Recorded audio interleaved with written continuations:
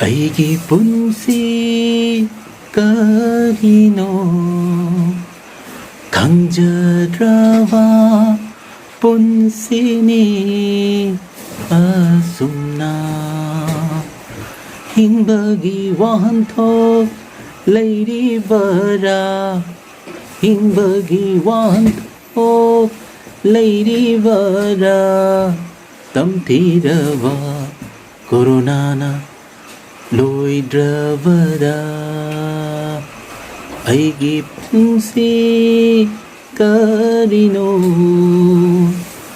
Kanjadrava Punsini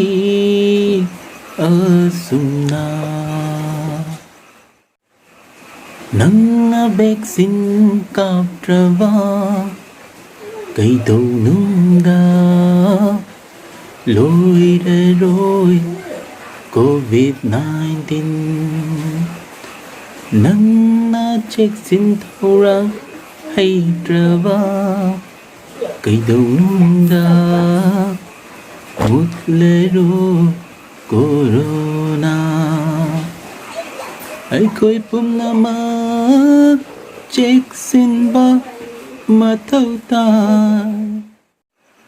Kaptokla si vaccine Dose for second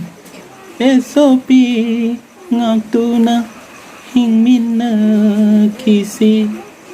Nusirava Malema sida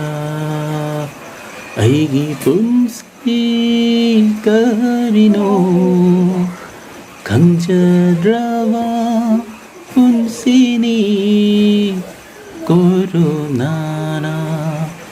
Adobo vaccine Kaplaga Muthatlasi Corona Malem sidagi. Thank you very much.